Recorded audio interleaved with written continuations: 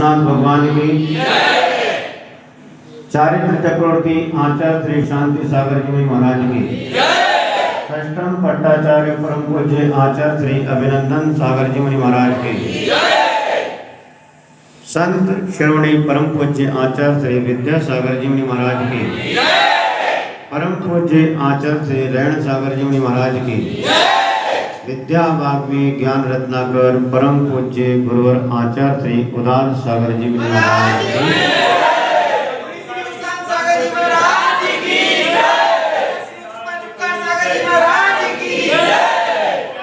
बंधु,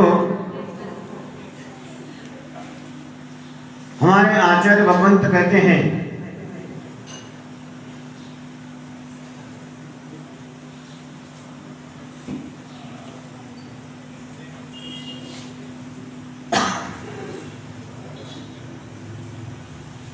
कि जो कोई मुनिराज है वे यदि किसी को श्रद्धालु भक्तों को, गृहस्थों को, श्रावकों को यदि गृहस्थ होने का उपदेश दे तो प्रायश्चित के भागी होते हैं। तो साधुओं को, आचार्य भगवंतों को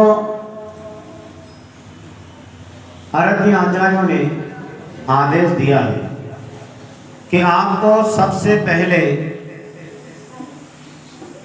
मुनि धर्म का पालन करने का उपदेश देना चाहिए।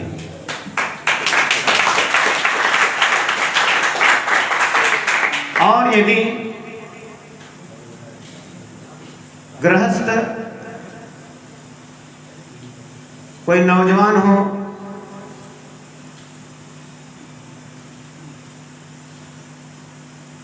अविवाहित है, स्त्री हो या पुरुष, उसको सबसे पहले मुनि धर्म का उपदेश दीजिए कि आप मुनि धर्म को अंगीकार कीजिए।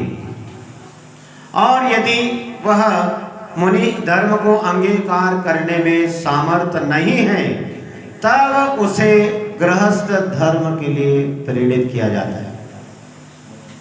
और वैसे डायरेक्ट आपने कहा कि नहीं गृहस्थी में ही रहो तो फिर उस साधु के लिए प्रायश्चित बताया है। बड़ी कड़क दंड व्यवस्था है। और मुनि धर्म का पालन करने के लिए सबसे महान व्रत उत्तम ब्रह्मचर्य है।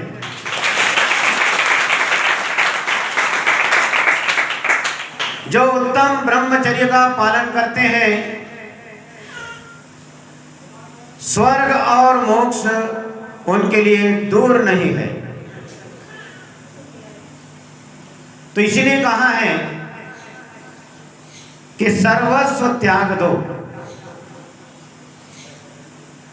और इसमें यदि आप असमर्थ हैं तो सद्गृहस्थ बनो, ऐसा हमारे आचार्यों ने कहा है।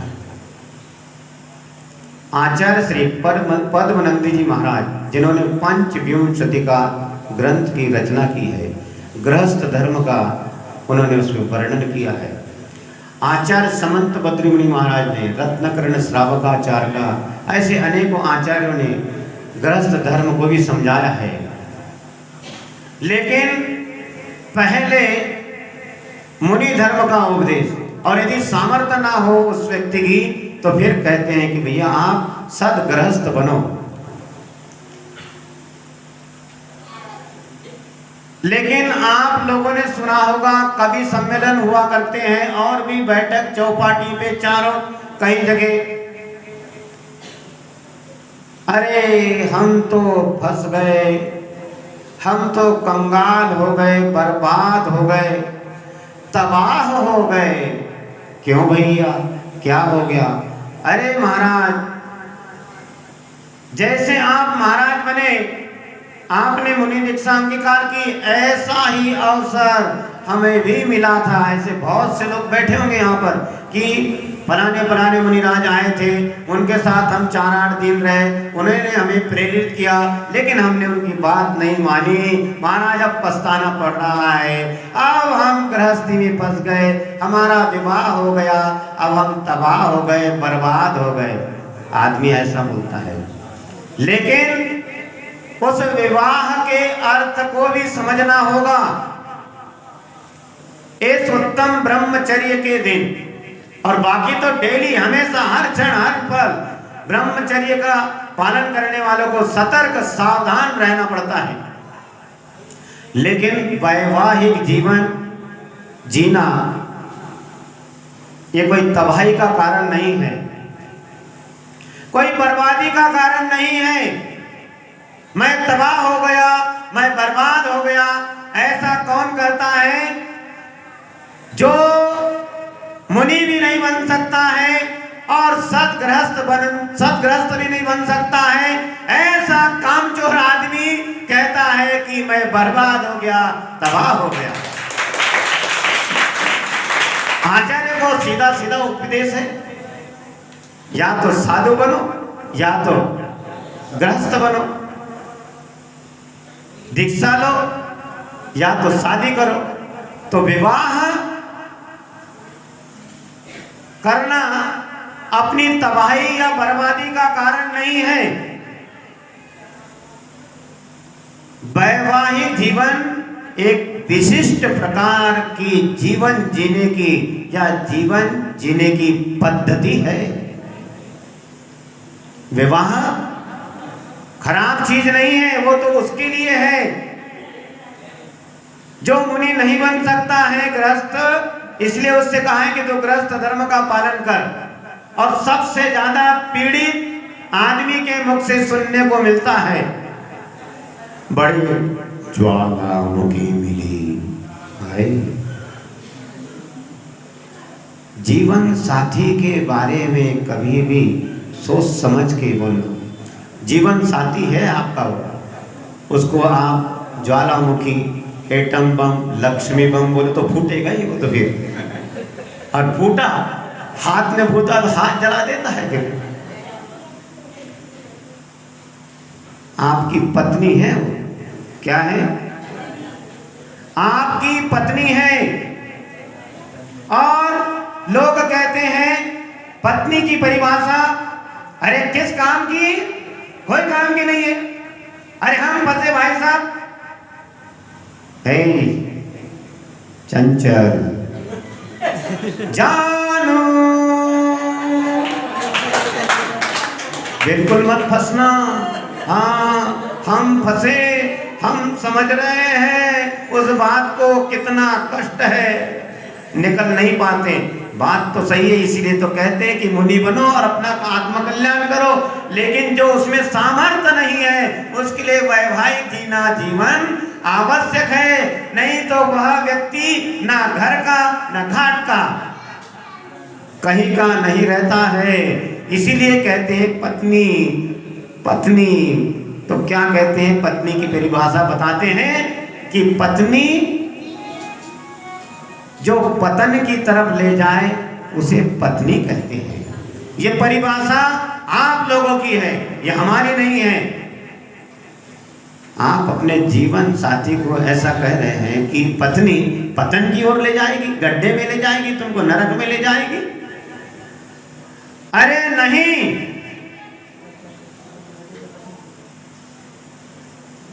इधर उधर झांकना,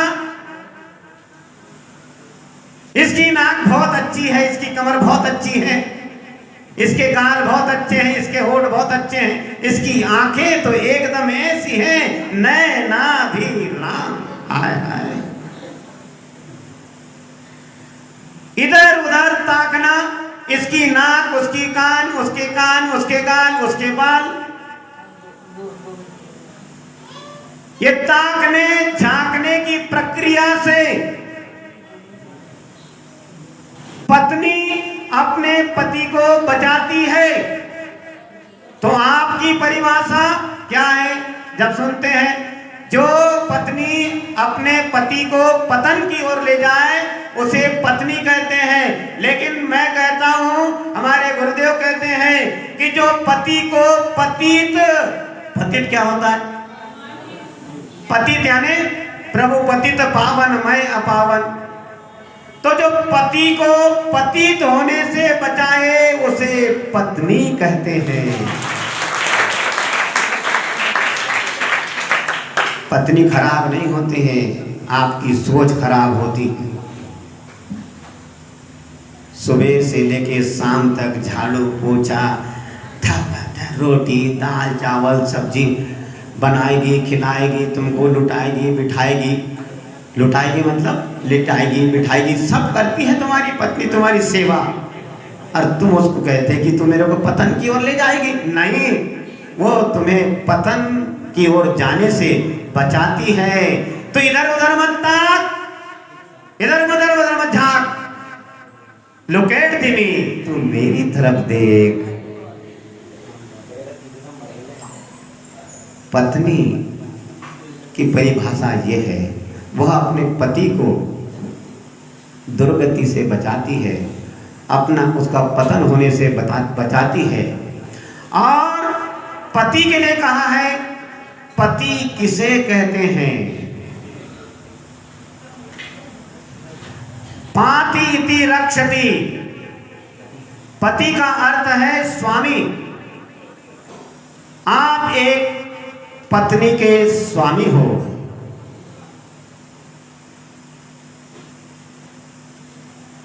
अजित मम्मा, आप एक पत्नी के स्वामी हो। कितनी पत्नी है तुम्हारी? One one. जमाना ही ऐसा, बड़े मुश्किल से तो मिल रही है। तो पति का अर्थ होता है स्वामी।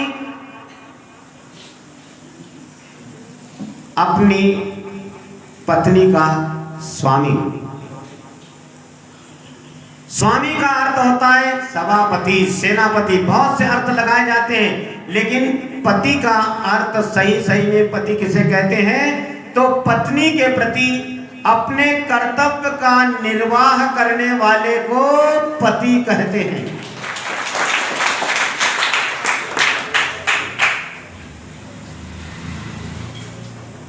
शादी करके ले आए, खुद भी गए, 50 बारातियों को भी लेकर गए, चलो तुम भी चलो। ससुराल लड़की पक्ष को बेचारा क्या करे, जो आज सबको खिला पिला, जो करना सो करना, तुम भी चलो हम भी चलो। अब विवाह करके ले आया, तो विवाह करके ले आया, अब इसके बाद में आपका कर्तव्य क्या होता है? उसकी रक्षा करना, अपनी पत्नी की रक्षा करना, ये पति का कर्तव्य हुआ करता है। और इसमें वैवाहिक जीवन जीने वाला भी ब्रह्मचर्य का पालन करता है, जिसको कहते हैं स्वदार संतोष व्रत। स्वदार संतोष व्रत। दुनिया में जितनी भी स्त्रियां हैं, वह जितनी भी स्त्रियां हैं, वे सब मेरी माता है, मेरी बहन है, मेरी पुत्री है। ऐसा वह व्यक्ति जो भावना भाता है, उसके जीवन में स्वदार संतोष व्रत आता है। उसी प्रकार स्त्रियों को भी, कि इस दुनिया में जितने भी पुरुष हैं, वे सब मेरे पिता है, मेरे भाई है, मेरे बेटे हैं।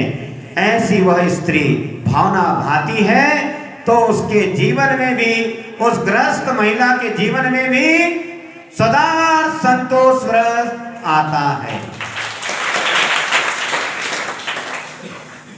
और ब्रह्मचर्य व्रत पालन करने की 5 भावनाएं होती हैं। आचार्य श्री उमा स्वामी साहब महाराज ने तत्वार्थ सूत्र के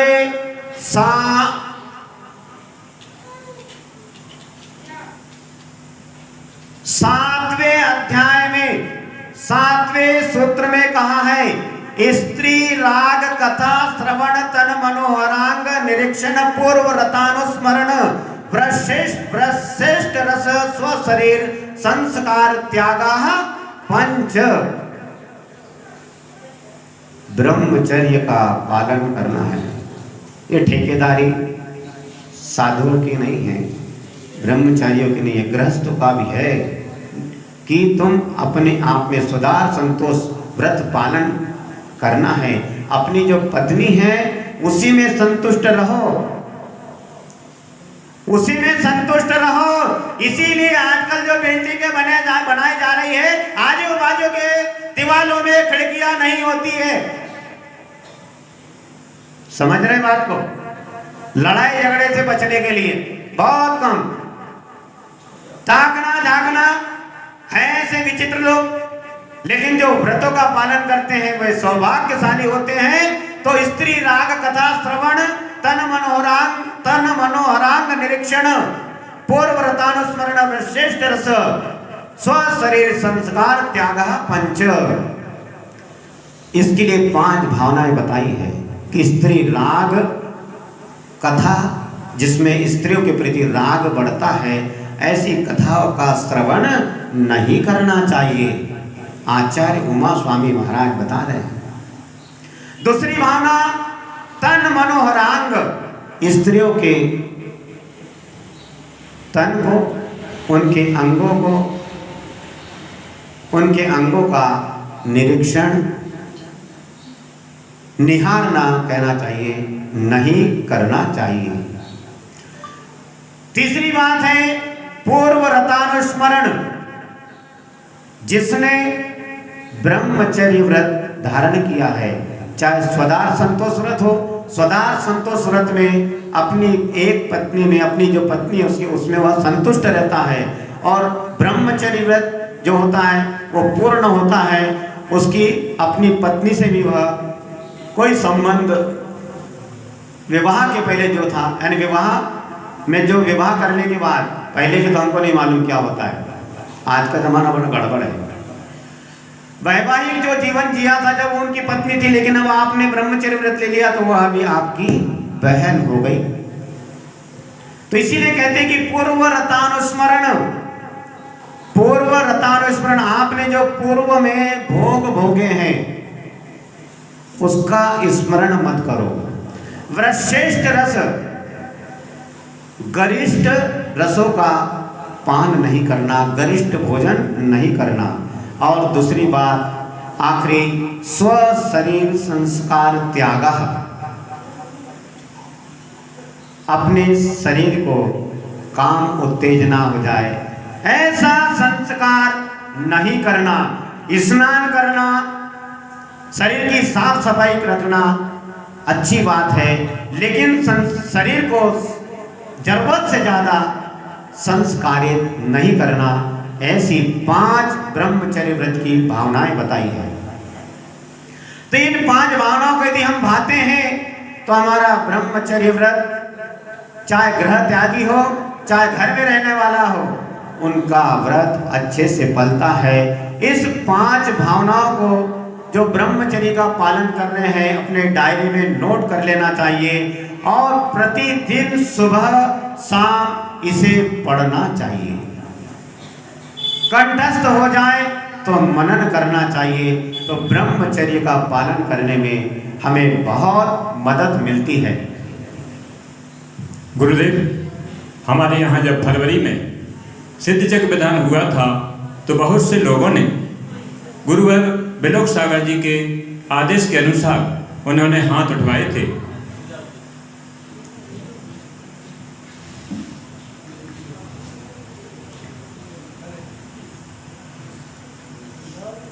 ये व्रत ऐसा होता है, व्रत हो, नियम हो, संयम हो, चाहे छोटे से छोटा क्यों ना हो, व्रत नियम लिए जाते हैं, दिए नहीं जाते। सबसे मेन बात, लिए जाते हैं, जबरदस्ती किसी पर थोपे नहीं जाते हैं। आदमी की अंदर से आवाज आती है कि मुझे व्रत लेना है।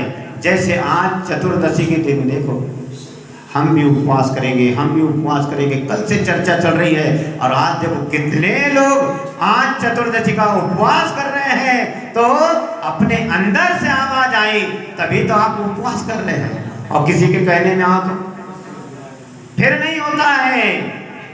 तो ये उत्तम ब्रह्मचर्य धर्म हमें शिक्षा देता है, अपने शक्ति के अनुसार इस व्रत का पालन करना चाहिए। महीने में 30 दिन होते हैं, 31 दिन होते हैं, 28 दिन भी होते हैं।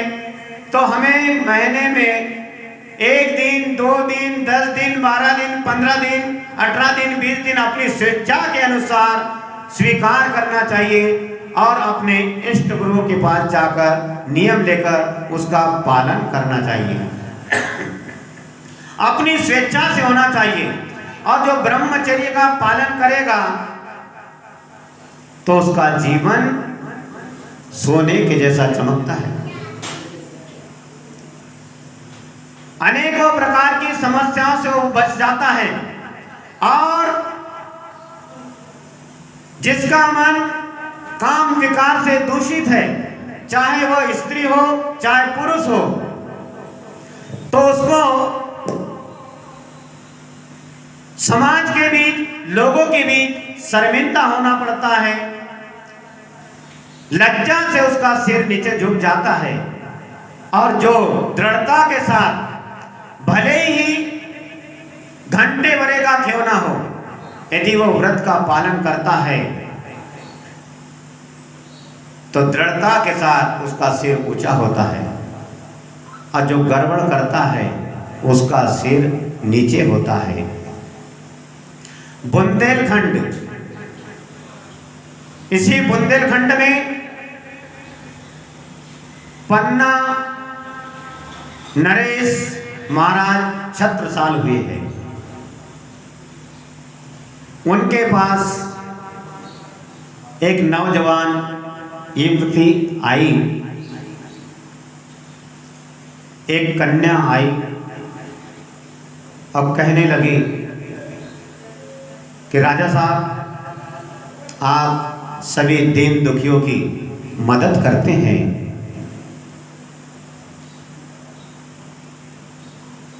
आप मेरी भी गुजारिश सुनिए। क्या बात है, क्या तकलीफ है?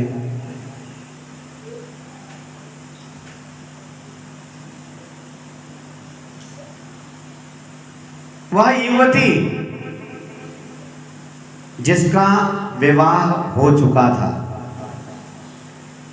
ऐसी युवती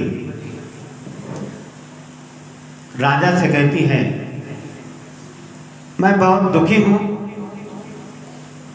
तो राजा पूछता है कि दुख का कारण क्या है? तो कहती है कि मेरी संतान नहीं है राजा साहब। राजा ने कहा, आगे कहो, आगे बोलो। तो कहती है, संतान पैदा करने में मेरे पति समर्थ नहीं है।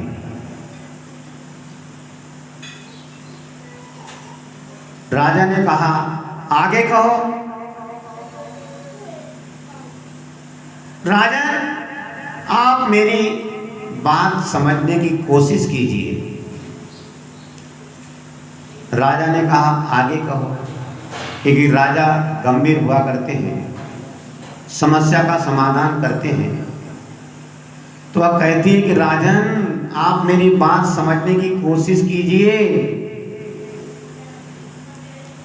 मेरे पति संतान पैदा करने में समर्थ नहीं है। राजा कहते हैं, भगवान की कृपा से आपको पुत्र रत्न की प्राप्ति हो, ऐसा हम तुम्हें आशीर्वाद देते हैं। लेकिन वह युवती कहती है, महाराज, आप राजा हैं, आप मेरे अभिप्राय को आप समझ क्यों नहीं रहे? आप मेरे अभिप्राय को समझिए। आप दीन दुखियों को सुखी कर देते हैं। आप मेरा छोटा सा अभिप्राय समझिए, मुझे आपके जैसा तंदुरुस्त, हष्ट पुष्ट, सुंदर पुत्र की प्राप्ति हो जाए तो क्या बात है। अब राजन छत्रसाल राजा साहब, उनको समझने में देर नहीं लगी। वह उस युवती की बात को समझ गए तो वे कहने लगे, क्योंकि उसका सीधा सीधा अभिप्राय था और आप लोग भी समझ गए होंगे कि वह युवती क्या चाहती है कि मेरा पति संतान पैदा करने में समर्थ नहीं है, तो राजन आप मुझ पर कृपा कीजिए, आप मुझे प्रणय दान दीजिए। तो उस समय पन्ना नरेश महाराजा छत्रसाल कहते हैं उस युवती से, जब तुझे मेरे जैसा पुत्र चाहिए तो मैं ही तुम्हारा पुत्र बन जाता हूं। मां मां मां मां मां। देखिए राजा कितने समझदार, कृपालु। फिर ऐसा पाप करने की क्या आवश्यकता है? जब तुझे मेरे जैसा पुत्र चाहिए तो मैं ही तेरा पुत्र बन जाता हूं। मां, ऐसा गृहस्थ में रहकर भी स्वदार संतोष व्रत का पालन किया जा सकता है, और करने वाले करते हैं। जैसे आपने छत्रसाल साहब की बात सुनी, तो ऐसी ब्रह्मचर्य की, जिन्होंने ब्रह्मचर्य व्रत को धारण किया है, यदि उसकी रक्षा करना है तो 5 भावनाओं को रोज भाइये, और जिन्होंने ब्रह्मचर्य व्रत नहीं लिया है तो स्वेच्छा से, जबरदस्ती का काम नहीं होता है। 1 घंटे का, 2 घंटे का, 1 दिन का, 2 दिन का, 4 दिन, 15 दिन, महीना भर, साल भर, 2 साल, 5 साल, 10 साल, आजीवन, जितना चाहे उतना ले सकते हैं, जैसे स्वेच्छा से। अभी उत्तम संयम धर्म के दिन हम नेमीचंद जी मास्टर साहब, इनकी श्रीमती रविकांताबाई, इनकी माता श्रीमती शीलाबाई, इनकी बहू रानी सोनम बाई, पुत्र राहुल और नाती बंदी समर, ये सभी लोग थे। इनके सामने नेमीचंद जी मास्टर जी साहब और श्रीमती रविकांता भाई ने भावना भाई, हमने कहा सोच लो, सोच समझ के लेना चाहिए, लेकिन नहीं, इन्होंने बड़ी दृढ़ता के साथ आजीवन ब्रह्मचर्य व्रत को धारण किया है।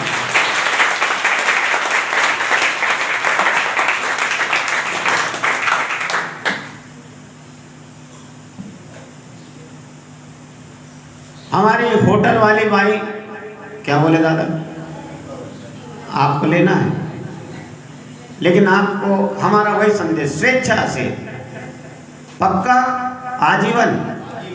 बहुत बढ़िया। क्या नाम है?